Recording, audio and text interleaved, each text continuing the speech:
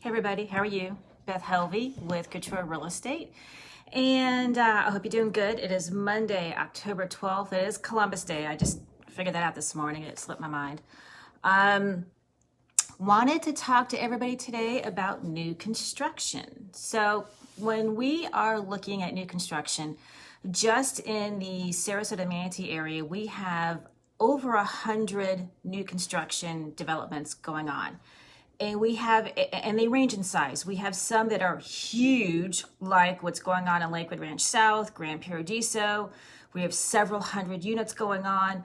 And then we have smaller ones. We have one in Laurel Park that I think is like 8 to 10 units.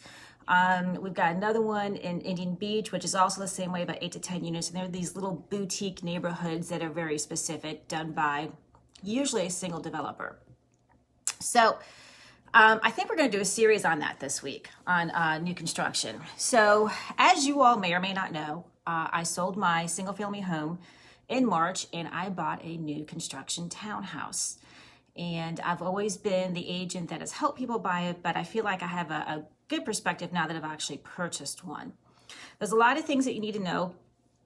It's a great experience, and there's a lot of reasons to do it. I have worked with people who wanted something new. They've always had resales, or they've redone their houses. They've done construction, done updating on their houses, and they're over it. They're just not going to do it anymore.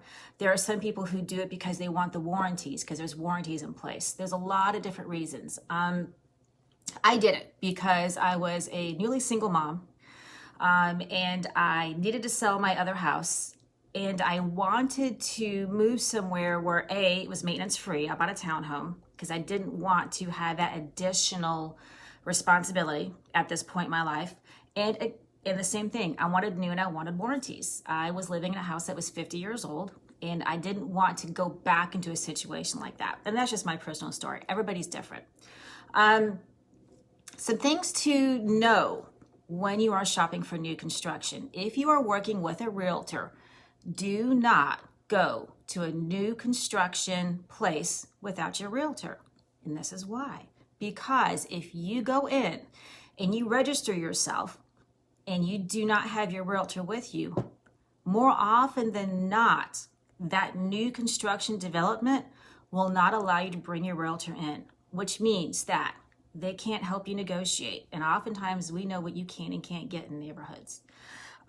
If you need somebody checking on the house, they won't let us do it. They won't let us in there. They won't let us do it. When I'm your realtor and you can't attend the slab pour, you can't attend all these inspections, I can attend them for you unless you go without me. Now, and I'm not saying don't go looking around, just don't go in and sign anything. There are a handful of communities that will allow you to kind of retroactively do that, not many. And there are communities where you can go and say, hey, I'm working with Beth. Here's her card. And I just kind of popped in today, but I want to make sure that she's associated with me. Because you're going to want us to help you negotiate this out. And you're going to want us to be your boots on the ground, especially if you're building from afar. Okay? So that's a really, really good thing to remember. They will not let you retroactively bring us in. And just a quick little story. I was working with someone who was doing new construction. Oh gosh, it was 3 or 4 years ago. They went into a different place without me. Now, this is not the norm. Okay, this is an extreme situation. That agent told them that if they didn't sign me as a realtor, if they didn't work with me, that they would give them a discount. And they took it. And then they told me like a few weeks later. 6 months later, I get a call from them and they're frantic because they have a major issue in their house and they can't get a hold of anybody at the warranty company, and they can't get a hold of their salesperson, and they can't get a hold of anybody at the management company.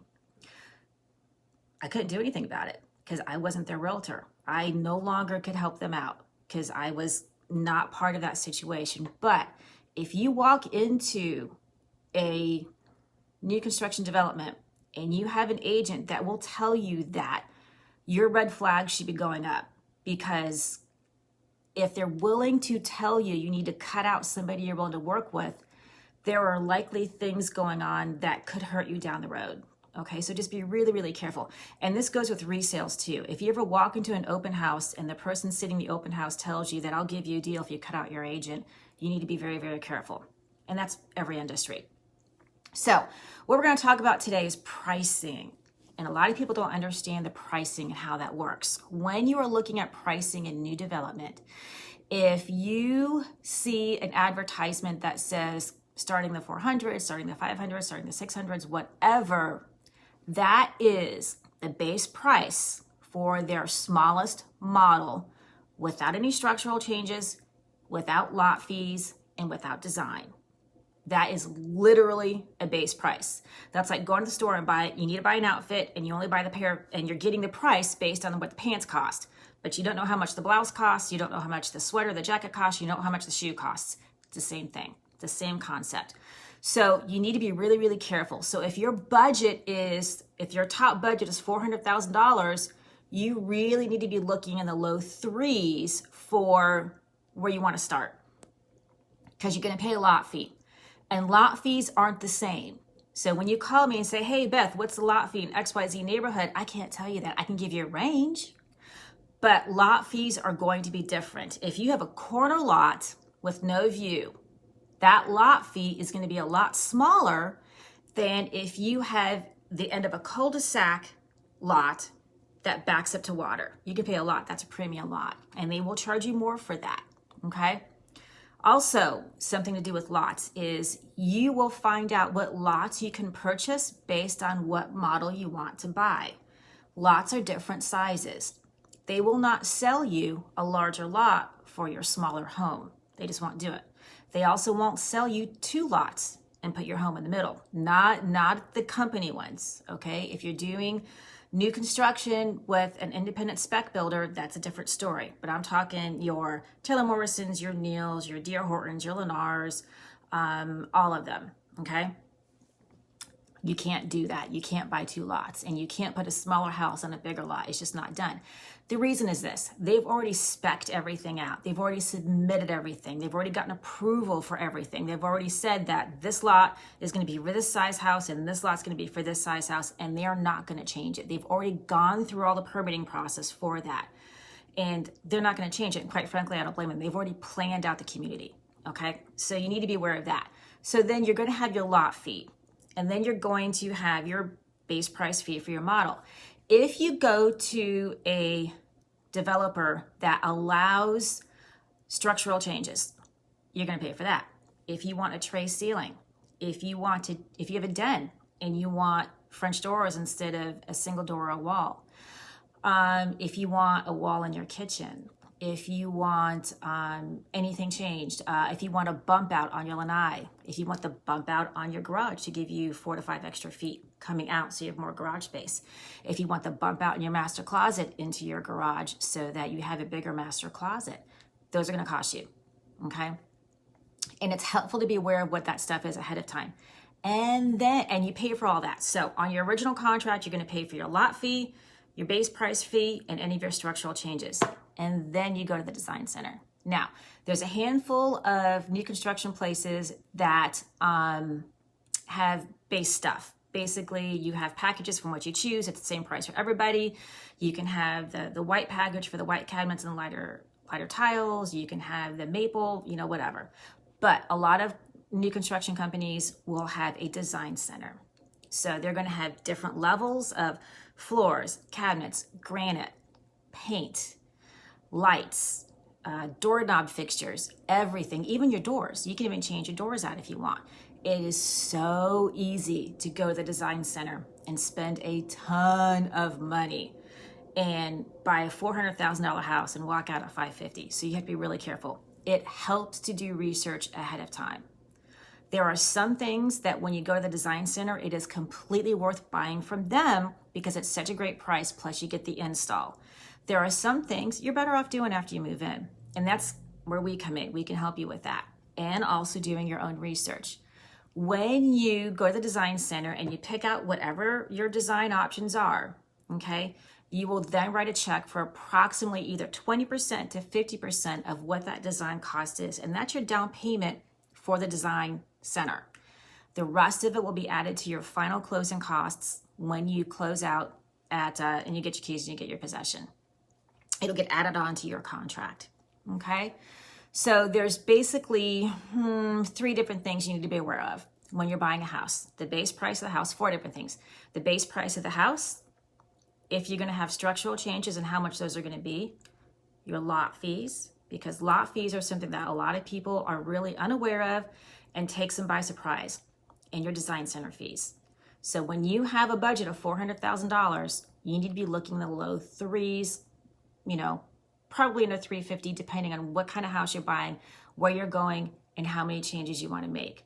If you do it right, you can get your design center stuff done for a good price if you don't go crazy, because it is easy, really easy to over design your house. Really easy. I mean, it's so beautiful, right? So those are the 4 things you need to be aware of. Okay. So it's not as simple as driving into a community and they say they're starting in the low 400. You're like, oh, that's fine. I've got $400,000. It's not that easy. So that's where we're going to start.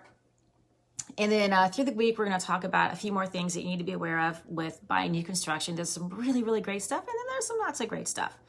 It's an adventure. It's fun. I like my house. I like where I live. So I'm very happy here.